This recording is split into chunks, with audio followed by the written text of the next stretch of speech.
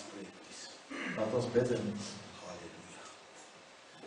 Our Heavenly Father, Hemelse Vader, thank you for this morning. dank u voor deze mooie morgen. Like we say, we start in the morning. En als wij beginnen in de morgen, We are here to hear that you advise us how to live, Father. wij zijn hier om te luisteren naar uw advies. We are here to be encouraged by you, Wij Father. zijn hier om door u bemoedigd te worden. We are here to be healed by our wounds by you, Father. Wij zijn hier om genezen te zijn van onze wonden. So let us be healed by your word, Father. Dus laat ons dan ook genezen zijn door uw woord. Let us be changed by your word, Father. Dat wij mogen veranderd worden door uw woord. Let us be encouraged and go forward by your word, Dat Father. wij door uw woord mogen bemoedigd worden en vooruit kunnen. Thank you for every person who attending in Dank this u voor ieder hier aanwezig. In the name of Jesus, I pray. In Jezus' naam bid ik. Like 2 weeks ago, I say, Zoals ik zei 2 weken terug, we see what David was planning to do. we zagen wat David van plan was te doen. Today I'm not going to touch that one. In 2 Samuel chapter 7, we stop it there because David was planning to build the house of God. Ja, we hebben gezien dat David van plan was het huis van God te bouwen. David, he became a strong king, Hij werd een sterke koning. and all his enemies been defeated. Al zijn vijanden waren verslagen. It started to have a good prosperity and rest. Hij begon voorspoedig te zijn en rust te hebben. And he decided what to do because the God who gave him a peace, En hij besloot, want de God die hem vrede had gegeven, God who gave him the kingdom, God die hem het koninkrijk gegeven had. and he was deciding what I have to do to the God. En hij zei in zichzelf, wat moet ik nu doen voor God? And he decided to build a temple for God. En dus hij had het voornemen om een tempel te bouwen voor God. When he asked to the prophet Nathan, En toen hij dat vroeg aan de profeet Nathan, he said him, oh David, it was a good idea. zei hij, ja David, een goed idee, Go forward. ga ervoor. But when he go to his home, the prophet, Maar toen dat de profeet thuis was gekomen, he received a message from God. gaf God hem de boodschap. Without my knowledge, what he encouraged David is wrong. Wat hij gezegd had tegen David was verkeerd. I don't want that David, he build for me his Ik house. wil namelijk niet dat David voor mij dat huis bouwt. Go back to David Ga terug naar David. and tell David, Zeg tegen hem he is not the person that he will build my house. dat hij niet de persoon is die het huis zal bouwen. But he's somebody who will born from him, his son. Maar iemand zou uit hem geboren worden, zijn zoon. He will build my house. Die zal het huis van mij bouwen. And the kingdom of mine, he will never lose from him. En het koninkrijk zou nooit van hem weggaan. For generation to come. Voor generaties die komen. That he told to the prophet he come, he told David. En zo zei de profeet Nathan dat tegen David. And David was not disappointed. En David was toch niet He teleurgesteld. glorified the name of God. Maar hij bracht de naam van God glorie toe. But what God he say again? Maar wat zei God? David, I will build a house for you. Hij zei, ik zal een huis bouwen voor u. And what he called him that David, I raise you from a shepherd. En David wist dat hij uit een schaapsherder gekomen was. And I make you king. En dat God hem tot koning had So gemaakt. I will build a house for you. Dus hij wilde het huis bouwen voor God. And this time I stop when I read the 2 chapters from the New Testament. Laat ons even kijken in het Nieuwe Testament. The last verse verse I read from 1 Peter chapter 2 verse 5. Naar 1 Petrus hoofdstuk 2 vers 5. I will continue my message from that one. Dan zullen we van daaruit verder gaan. What Peter, our brother, he said, he also as lovely stone are built up a spiritual house on holy priesthood to offer spiritual sacrifice acceptable in God by Jesus Christ. Dan wordt u ook zelf als levende stenen gebouwd tot een geestelijk huis, tot een heilig priesterschap, om geestelijke offers te brengen die God welgevallig zijn door Jezus Christus. In this verse, Peter, what he say? Wat zegt Petrus hier in deze vers? He talk about living stone Hij heeft het over levende stenen and a spiritual house en een geestelijk huis and prostitute offering. en een heilig priesterschap. The first one, what he say, yourself like living stone. Het eerste wat hij dan zegt, dan wordt u ook zelf als levende stenen. That amazing me that what is the living stone is the one he's never be disappear.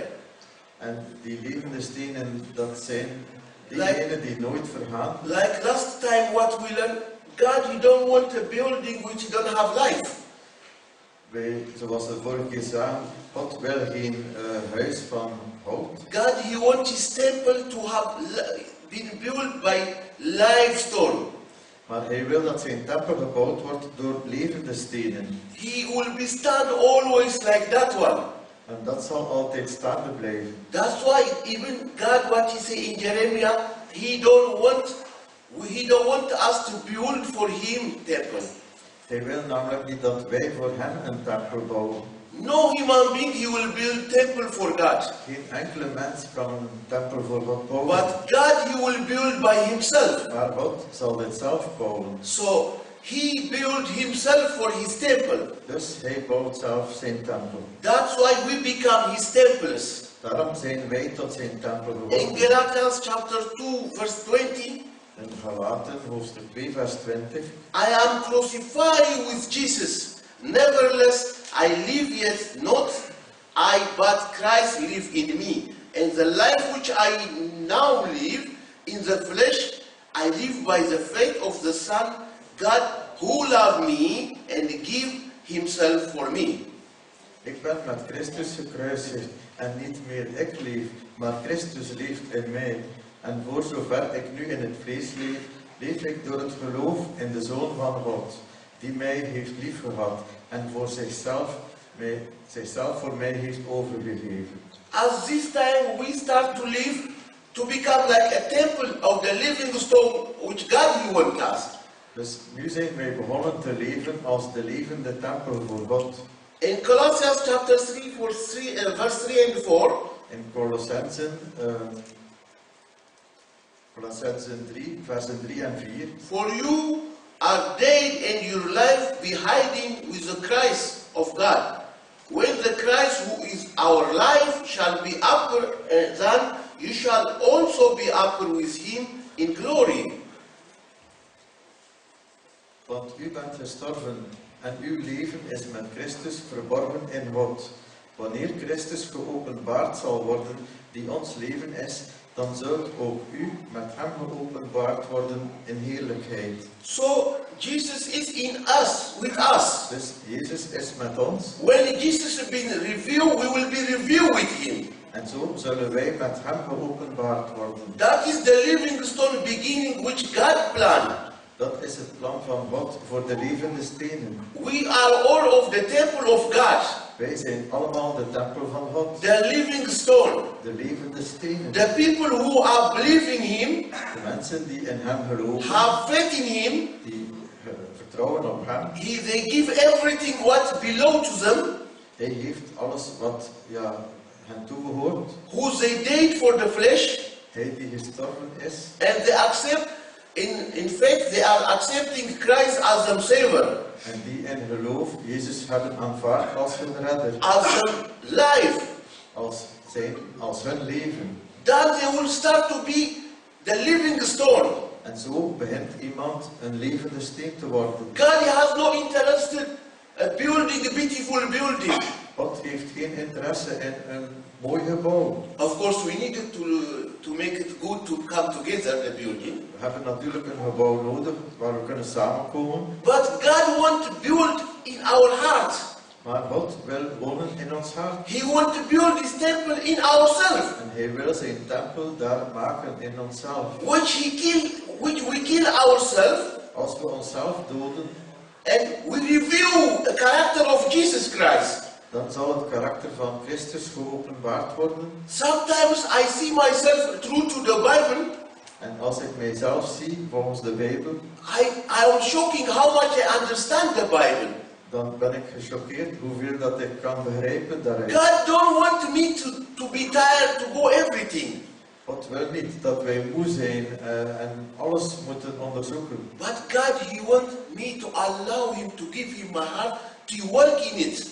Maar Hij, als wij hem toestaan, Hij kan werken in ons hart. That's why our brother Paul, he say, for our day that your life be hidden with Christ in God. When Christ, who is our life, shall appear, then shall you also appear with Him in glory. Daarom zegt Paulus, wanneer Christus geopenbaard zal worden, die ons leven is, dan zult ook u met hem geopenbaard worden in de heerlijkheid. The struggle is in these things. De worsteling is hier. The Christian struggles these things. En ja, christenen kunnen daarmee worstelen. We try to live two lives. Wij proberen twee levens te I don't leven. know about you, me, I try to live two lives. Ja, ik althans.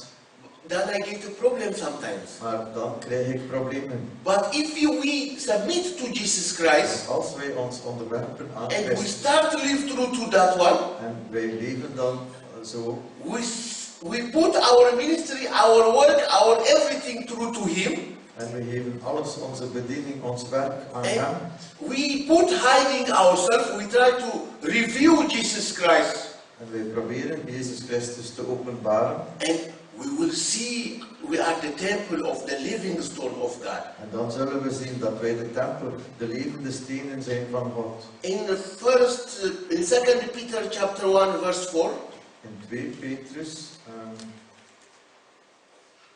by which He has guaranteed us His precious and extraordinary great promise, that through to see you may become practicers and of the divine nature, having escaped from the corrupt that is the world by lust. Daardoor heeft Hij ons de grootste en kostbaarste beloften geschonken, opdat u daardoor deel zou krijgen aan de goddelijke natuur, nadat u het verderf dat er door de begeerte in de wereld is, ontvlucht bent. Who can change himself? Wie kan zichzelf veranderen? Nobody. Niemand. Some guy he come to Jesus Christ. Als iemand komt tot Christus He say he do a lot of good things. en hij heeft veel goede dingen gedaan, Who can reward him to go to heaven? dan kan hij beloond worden om naar de hemel te gaan. When Jesus tested him, Maar als Jezus hem he test, was failing. dan zal hij falen. There is no person who will be qualified to go to God, to face God.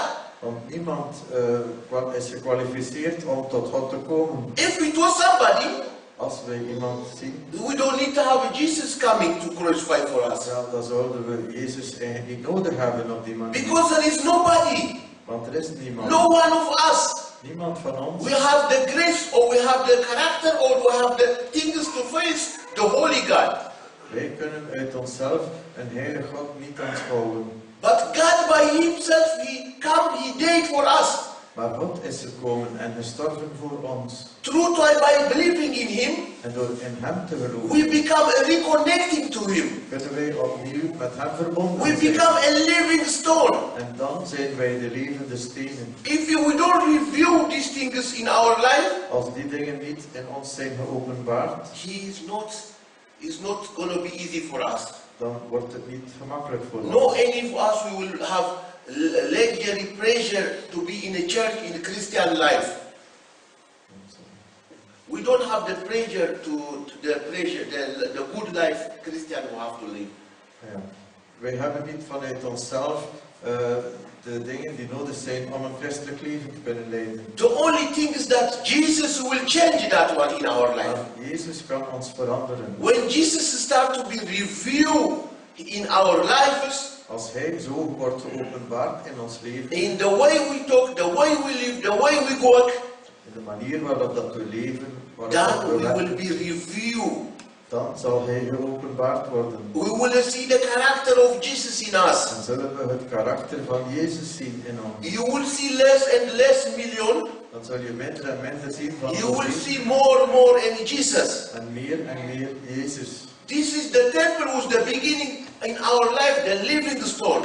Dit is de tempel die wij moeten zijn, de levende stenen. Which is God's plan. En dat is het plan van God. Which is Jesus, he put him in the cross. Dat is Jezus die aan het kruis is He gegaan. has no interest with a beautiful building like the Catholics make or the Orthodox make.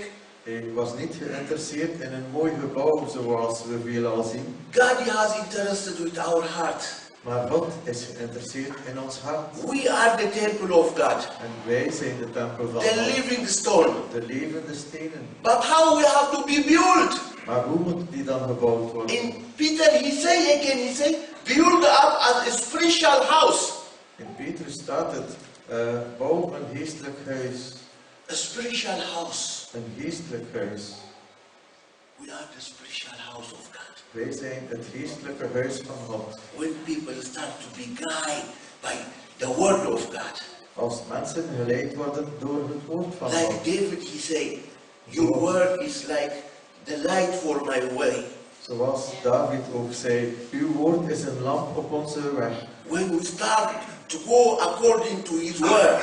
Als wij beginnen te wandelen volgens Gods woord. When we start to glorify his name in our hearts. Als wij zijn naam beginnen glorie te brengen We vanuit ons hart. start to be the spiritual house which God wants. Dan beginnen wij het geestelijke huis te zijn dat God wil. David, he can build the house of God. David kon het huis bouwen voor God. And anybody who will come, he can destroy that house. Maar iedereen die kwam kon het opnieuw vernietigen. God, he don't want somebody come, stole it or destroy it. Maar God wil niet dat iemand komt en dat huis zou vernietigen. The only who can take away that one, the authority have God when the temple is in ourselves. Maar de enige die die autoriteit heeft is God zelf. Who can build that temple? Wie kan dus de tempel bouwen? Jesus can do that temple. Jezus kan dat. Who can destroy or move that temple? En wie kan die tempel weer Him vernietigen? himself.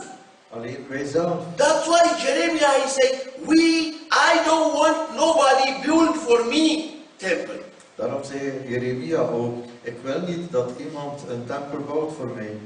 But God, through to Jesus Christ, Maar God, door Jezus Christus, he has a temple of him around the world. hij heeft de tempel. We are the part of that one. En wij maken daar deel van uit. Build as a spiritual house. Bouw een geestelijk huis. In Ephesians chapter 2 verse 19. In Efeze, hoofdstuk 2, vers 19. So then you are no longer stranger and foreigners, but you are fellow citizens with the saints and of the household of God.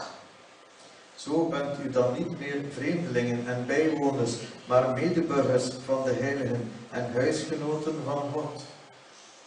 I live in Belgium 26 years. Ik ben nu 26 jaar hier in België, But when I meet Belgians, maar als ik Belgen ontmoet, I am 20 years almost I have the citizen of Belgium. The government he recognized me as a Belgian. maar ja, na een lange tijd hier ben ik erkend als Belg. But who anybody come to me, Maar als iemand komt naar mij he asks me from where you come. en hij vraagt mij van waar ik kom, More half of my age, more than half of my age, meer dan de helft van mijn I leeftijd live in Belgium. leef ik nu in België. But ask me from where you are coming. En als ze vragen van waar ik kom, I have no moral to say I am Belgian. ja, ik heb niet de moed om dan te zeggen, ja, ik ben Belg. I have a Belgian passport in my Ik heb een Belgisch paspoort, but I say them I'm Ethiopian. maar ik zeg toch, ja, ik ben Ethiopiër. But I have full authority, hallelujah, to say I am Christian. Maar ik heb de volle autoriteit om te There is zeggen, no ik ben difference christen. between in my brother or my sister in Asia or in Europe or in America. En er is geen enkel verschil tussen mijn broer in welk continent dan ook. Because God, He built that one for us to become a citizen of His people. Omdat God ons tot een inwoner heeft gemaakt van zijn koninkrijk. And when you ask me people, are you in Jesus? En als mensen mij dan vragen, ben je christen? I never told them from where I come from. Dan zeg ik niet van waar land ik kom. Yes, I am in Jesus. En dan zeg ik, ja, ik ben in Jezus. Yes, through to his son, I become a citizen of his. Door zijn zoon ben ik een inwoner geworden van zijn koninkrijk. We don't build nothing. Wij bouwen niks. We don't do nothing. Wij doen niks. But he built for us. Maar hij heeft het gebouwd voor ons. He make us his temple. Hij heeft ons tot zijn tempel He gemaakt. love us. En hij houdt van He ons. don't ask us always where we come from. Hij vraagt ons niet waar wij vandaan komen. He never ask us if we say I am Belgium, they will laughing with you. Ja. I have one African friend, I know him long time. Ik heb een vriend uit Afrika, ik ken hem lange tijd. He born here Hij is hier geboren, and he born in Kortemark. in Kortemark. And he said to him, from where you are, he asked him one Belgium. En iemand vroeg, ja, van waar kom je? He told him, I am from Kortemark. En hij zei, ik ben van Kortemark. Hey, you Kortemark, he said to him. He didn't accept it. Eh? Ja. So we are like that one as a people in the world. We've been judged with what we look. Dus wij worden door de wereld veroordeeld hoe dat we eruit zien. We be judged what we are. Ja, en niet zoals we zijn. But in the house of the Lord, Maar in het huis van de Heer, everybody we are equal. iedereen is gelijk. Like Paul, he say in Galatians, Zoals Paulus zegt in Galaten, there is no man, niemand, no woman, nog man of no vrouw, Jew, nog Jood, no Greek, nog Griek, no slave, nog slaaf, nobody. niemand In Christ, in Christus. all are the same. Allen zijn we gelijk. That we are all the temple of God. Want we zijn allemaal That getempeld. we all go forward through that one. Wij kunnen allemaal verder zo. That is great. That give me pleasure, give me happiness. En dat maakt mij blij. Because I am be called a Christian. Want ik ben nu een christen. There is no another make me happiness. Niets kan mij meer blij maken dan dat. It's like one brother I found him once in Kapellenstraat. Ik kwam eens een broeder tegen in de He's Kapellenstraat. Belgian brother. Een Belgische broeder. And when he see me, Als hij mij ziet, he was greet me very good. Ah, brother Million, how are you? dan begroet hij mij heel hartelijk. Broeder And he Million. was shouting. Hij riep het uit. And the people was in the streets, they see me, I'm a black, he's white. En de mensen zien ons. They was shocking because he called me brother. Ze zijn gechoqueerd, want hij noemt mij broeder. Because they don't feel that one. Want ze voelen dat niet aan zo. So for the Europeans, En voor de Europeanen, you should be happy that you have a black brother, Chinese brother, Filipino brother or sisters. jullie moeten blij zijn dat we zoveel kleurrijke broeders en zusters hebben. For me, Voor mij, the European man, he called me, ah, brother. als een Europeaan mij broeder noemt, That's who make Jesus, he make for us. dat is wat Jezus heeft gedaan. There is a citizen, there is a country for us, we live for freedom. Het is een koninkrijk voor ons geschapen, waar we vrij zijn. The only thing is he asks us, be have faith in me. Het enige wat hij vraagt aan And ons, trust heb that, geloof. give me, surrender yourself to me. Geef je over aan mij, zegt hij. So he asked, Peter asked that build as a spiritual house. Dus Petrus zegt, wij zijn een geestelijk huis. Last time we see it in Hebrew chapter 3 verse 6. En de vorige keer zagen we ook in Hebreeën, hoofdstuk 3, vers 6. But Christ as the son over his own house, whose house are we? If we hold fast the confidence and the rejoicing is of the hope for into the end. Christus is echter getrouw over zijn huis als zoon. Zijn huis zijn wij, als wij tenminste de vrijmoedigheid en de roem van de hoop tot het einde toe onwrikbaar vasthouden. And he's not only that he make us his spiritual house, Niet enkel maakt hij ons tot zijn geestelijk huis, and he make us his holy priesthood maar to God. hij heeft ons tot een koninklijk priesterschap gemaakt. That is Jesus he make for us. Dat is wat Jezus heeft gedaan voor ons. Jesus he choose us. Hij koos ons. And he choose us to become his people. En hij heeft ons verkozen tot zijn volk. And he make us that we are priests. Hij heeft ons gemaakt tot zijn priesters. In Exodus chapter 28 verse 1. In Exodus 28 vers 1. God was asking Moses, God vroeg aan Mozes, bring Aaron, your brother, and his son with him, not you, from among the children of Israel, that he may minister to me in the priest of office. Even Aaron, Nadab, and Abu, Elazar, and Litmer, Aaron's sons. wat u betreft, laat uw broer Aaron en zijn zonen bij hem zijn, bij u komen uit het midden van de Israëlieten, om mij als priester te dienen. Aaron, Nadab en Abihu, Eleazar en Ithamar, de zonen van Aaron. There is invitation, visa lottery in America. Er is een uitnodiging in Amerika. And a lot of, I don't know in other countries of, but in Ethiopia people are filling the form, they send it to United States for visa center, visa lottery center. En ja, in Ethiopië is dat althans zo, dat je een formulier invult om een visa te bekomen. And if you are lucky, you get that lottery. En als je geluk hebt, dan bekom je het ook. You found yourself a green card to live in United States. Dan krijg je een groene kaart om in Amerika te kunnen wonen. And much Ethiopians been changed their life through that one. En daar zijn veel Ethiopiërs, is hun leven veranderd zo. They have no chance to come out from Ethiopia. Ze hadden geen kans om uit Ethiopië weg te geraken. But the opportunity America gives to them, Maar de gelegenheid die Amerika heeft aan by filling the form, door die formulier in te they send vullen. it to America. Ze gaan dus naar Amerika. And Americans, they choose the lottery En lottery Amerikanen visa. die werpen het lot. And they choose who has to come En to some country. zo kiezen ze wie dat naar hun land mag gaan. Who has to be entered and live in that country. Wie dat kan binnengaan en daar wonen. If you are lucky, En als je geluk hebt, you receive that visa, dan krijg je je visa.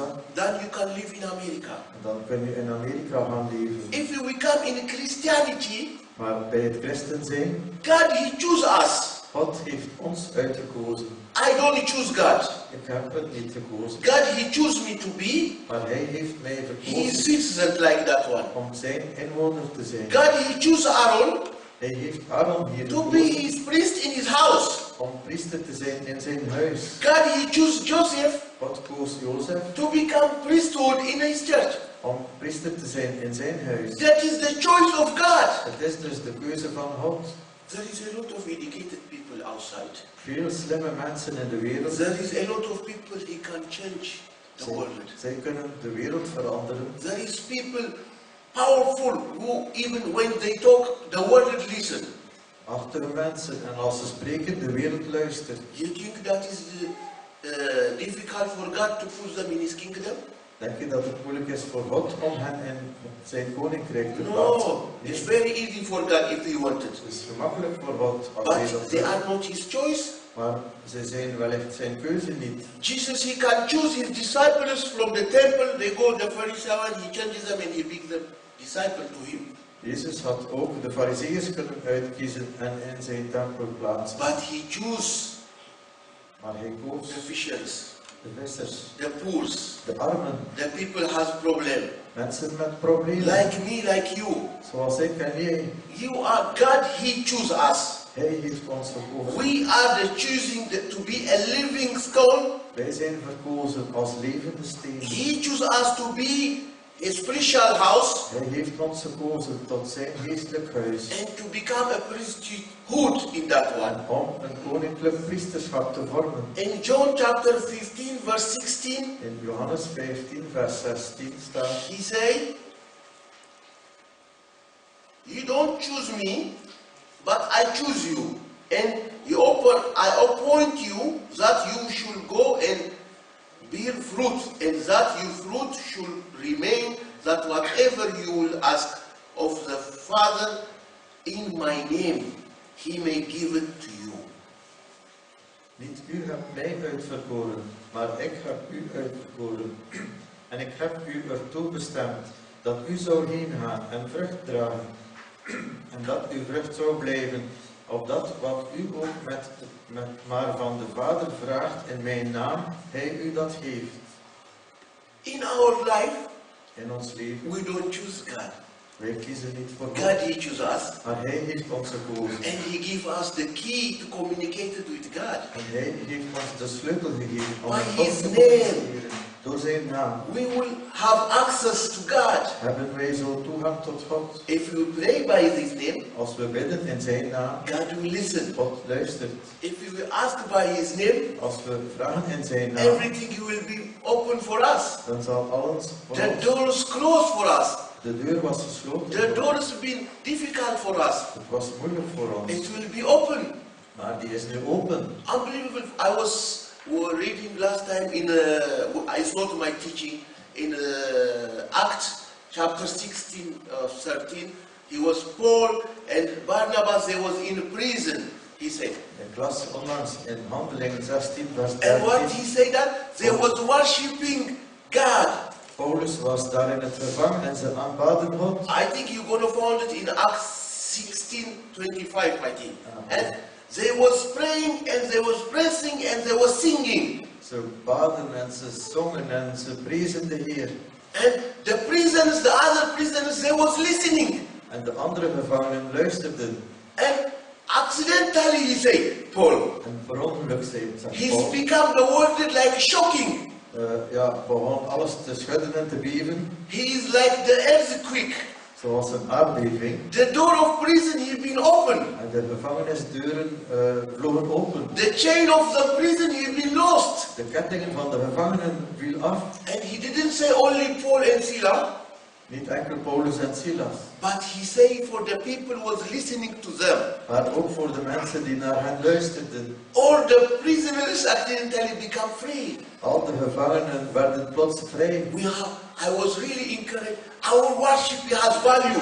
En dus onze lofprijs heeft waarde. You worship what you worship in your home, there is value. Wat je lofprijs thuis ook heeft You will waarde. never will be released from difficult situation. En zo wordt je bevrijd van moeilijke situaties. He will find himself when he listen you worship God. En als mensen luisteren naar jouw lofprijs. And I was really standing, I started to worship the Lord. En ik begon ook de Heer groot te maken. And I was singing loudly. En ik zong luidop. Because he released our prisoners, our chains. Hij heeft onze kettingen And afgedaan. our neighbors will listen that things. En als onze buren daarnaar zouden You luisteren. and me, our worship have value. Onze lofprijs krijgt zo waarde. Yesterday I was to register my daughter to high school. I was in this high school. Gisteren was ik in de school voor mijn dochter te registreren. And I was talking with the teacher. En ik sprak met de leraar. And I said to him, what you do, I work like this one. I live in Britain. En ik zei, ja, ik doe dat van werk en ik werk in Bredene. And what you do in free time, he asked me. I said to him, yeah, every Sunday and Wednesday, I get the opportunity to tell him about Christianity. I go to the church in OPEX. I attend in Wednesday Bible study. Sunday I am there. If God willing, I preach there. Something. I was telling him about, he said me, I know that place, he said.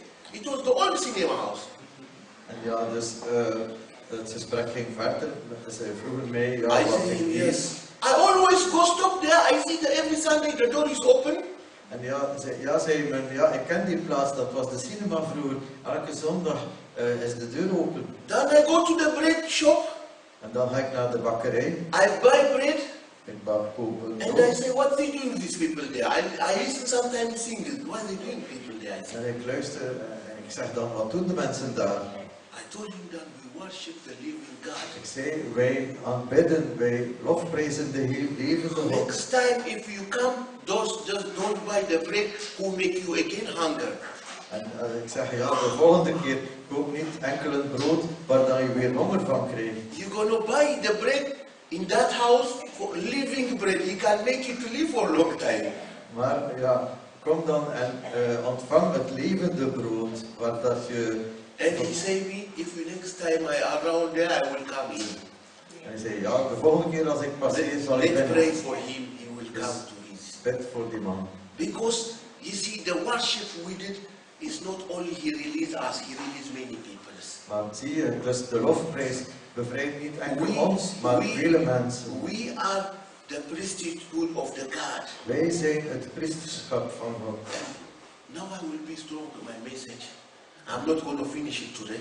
We zullen vandaag de boodschap niet kunnen afwerken. The second, that what is a priesthood? Priesthood is a cleanse sinners. Het priesterschap reinigt ook de zonde. That is he did. Dat is wat In Titus chapter 2 verse 14. Titus, hoofdstuk 2, vers 14. Who gave himself for us, that he may redeem us from all iniquity and purify from himself a people for his own passion, those the good works. Hij heeft zichzelf voor ons gegeven, opdat hij ons zou vrijkopen van alle wetteloosheid en voor zichzelf een eigen volk zou reinigen, ijverig in goede werken. That is God he made for us. Jesus he made for us. Dat is wat Jezus gedaan He heeft voor ons. cleansed our sins. Hij heeft ons gereinigd. Because with sinners we cannot be his priesthood. Want ja, in zonde kunnen wij geen priesterschap zijn. And we cannot serve him. En zo kunnen wij hem niet So dienen. he cleaned our things. Dus hij reinigt ons. Again he said, Paul, the last one I say life, this is my last one. En nu, ja, de laatste vers, Paul zegt, And now Peter he said, Pieter, priests are a clothes of service, they have a good clothes to serve the Lord. priesters hebben de juiste kledij om hem te dienen. Because they have to be clean. Want ze moeten rein zijn. In 1 Peter chapter 5 verse 5, 1 Petrus 5 vers 5. likewise a younger submit yourself into the elder. Yeah, all of you be subject one another and be clothed with humility of God, resistant the proud of end. Give grace to the humble. Evenzo, jongeren, wees aan de ouderen onderdanig en wees elkaar onderdanig. Wees met nederigheid bekleed, want God keert zich tegen de hoogmoedigen, maar de nederigen geeft hij genade. I was long time I become Christian, Een lange tijd als ik christen ben geworden and for a long time I am around in leadership, en ik like to become a priest. En ja, ik wil ook leider worden, priester worden. We Ethiopians, we have a good character. In Ethiopië hebben we een goed karakter. We've been traditionally growing, respect the elders. En ja, we hebben als jongeren respect voor de ouderen. I did that without knowing Jesus even before. En ik deed dat eigenlijk Jezus niet kennende. But here he said that he's not that we have to dress clean white clothes and we round like that one. He didn't say that one. Maar er staat hier niet dat we witte kleren of zo moeten dragen. But he said dress. What he dressed? Humility. Maar wat staat er? Maar wees nederig bekleed. Dress, be humble. Kleed u met nederigheid staat. Humbleness.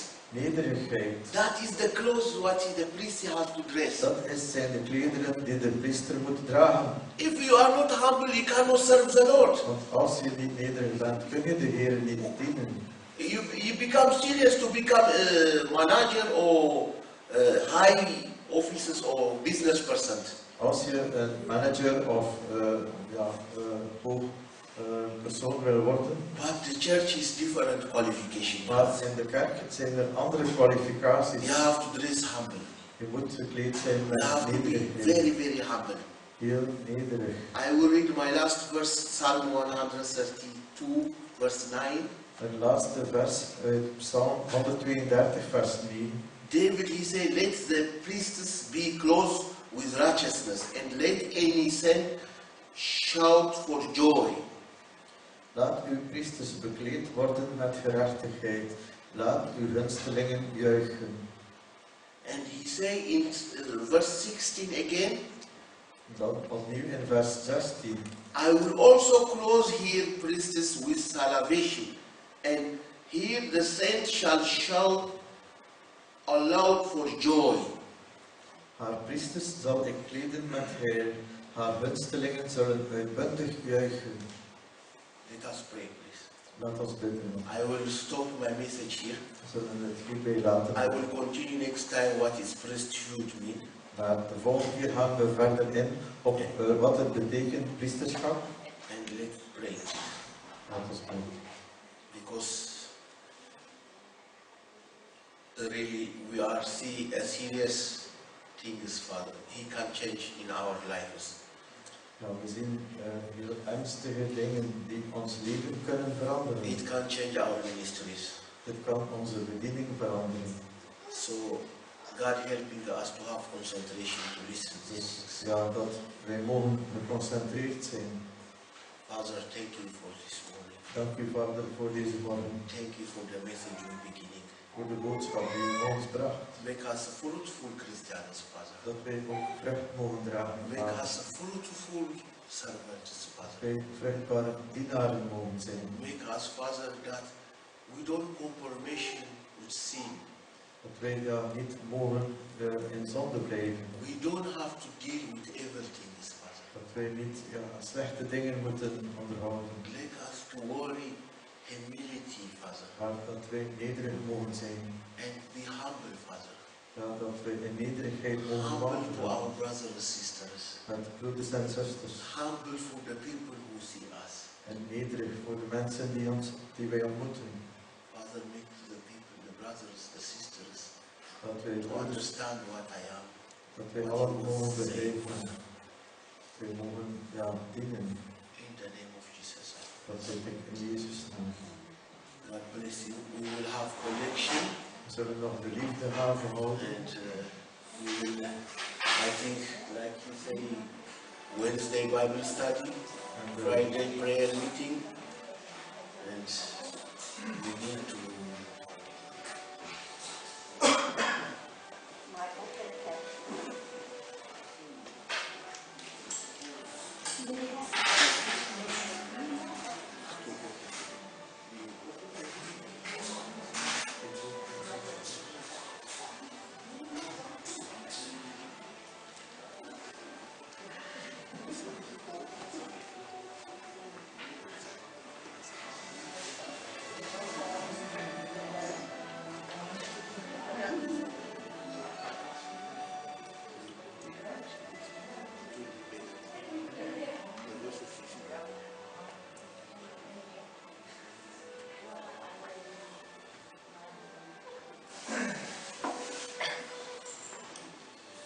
we have one there upstairs, and We hebben nog een warme maaltijd.